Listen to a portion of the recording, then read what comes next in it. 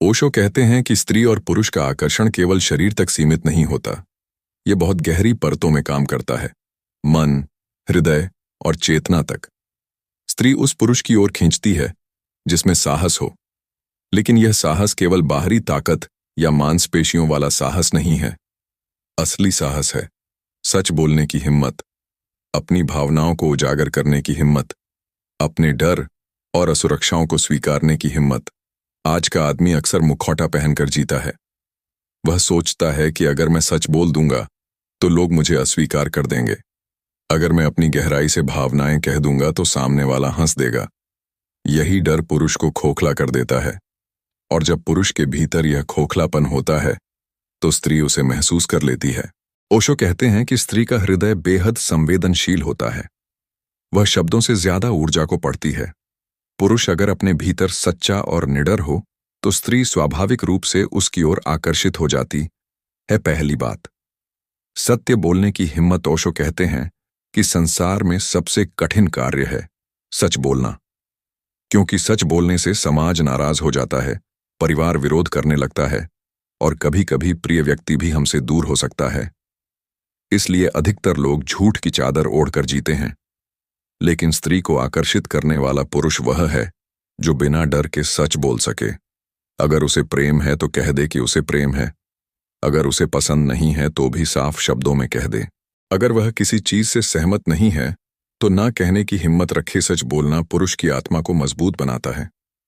और जब स्त्री देखती है कि यह व्यक्ति भीड़ के डर से, समाज के डर से, अस्वीकृति के डर से बंधा नहीं है, तब वह सहज ही उसकी ओर खींच जाती है। ओशो कहते हैं, स्त्री को केवल फूल मत दो, अपना सत्य भी दो, क्योंकि फूल तो मुरझा जाएगा लेकिन सत्य कभी नष्ट नहीं होगा। उदाहरण मान लो, एक पुरुष किसी स्त्री से प्रेम करता है लेकिन डर के कारण चुप रहता है। वह मुस्कुराता है, इशारे करता है, लेकिन स्पष्ट नहीं बोलता। स्त्री यह महसूस कर लेती है कि यह आदमी डरपोक है।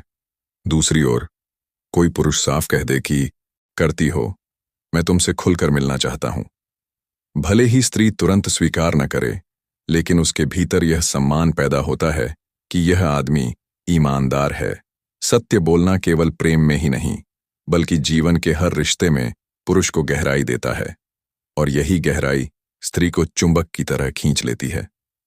दूसरी बात, अपनी इच्छाओं और भावनाओं को स्वीकारने की हिम्मत। ओशो कहते हैं कि इंसान की सबसे बड़ी बीमारी है भावनाओं को दबाना। पुरुष अक्सर रोना चाहते हैं लेकिन रोते नहीं, गले लगाना चाहते हैं लेकिन डरते हैं कि लोग क्या कहेंगे।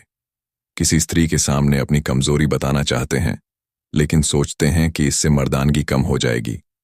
लेकिन सच यह है कि स्त्री उसी पुरुष को पसंद करती है जो अपनी भावनाओं से भागता नहीं है, जो कह सके कि हाँ मैं डरता हूं, हाँ मुझे दर्द है, हाँ मैं तुमसे बहुत चाहता हूं कि तुम मेरे साथ रहो।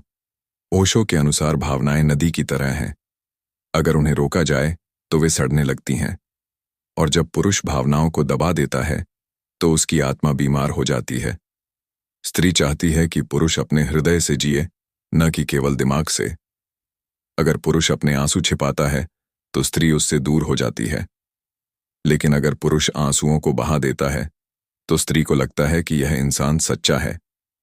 तीसरी बात, न कहने की हिम्मत। ओशो कहते हैं कि ना बोलना बहुत कठिन है, क्योंकि हम हमेशा दूसरों को खुश करने में लगे रहते हैं।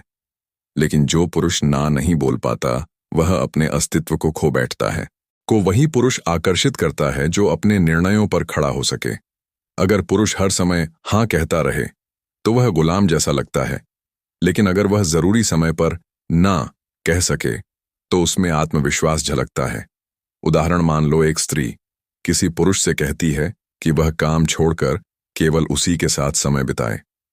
अगर पुरुष हमेशा हाँ कहेगा तो धीरे धीरे स्त्री उसे हल्के में लेने लगेगी। लेकिन अगर वह कह दे कि अभी मेरे लिए यह काम जरूरी है, मैं इसे बीच में नहीं छोड़ सकता, तो स्त्री उसके भीतर जिम्मेदारी और आत्मसम्मान को देखेगी। ओशो कहते हैं कि प्रेम में गुलामी नहीं, स्वतंत्रता चाहिए, और स्वतंत्र पुरुष ही स्त्री को गहराई से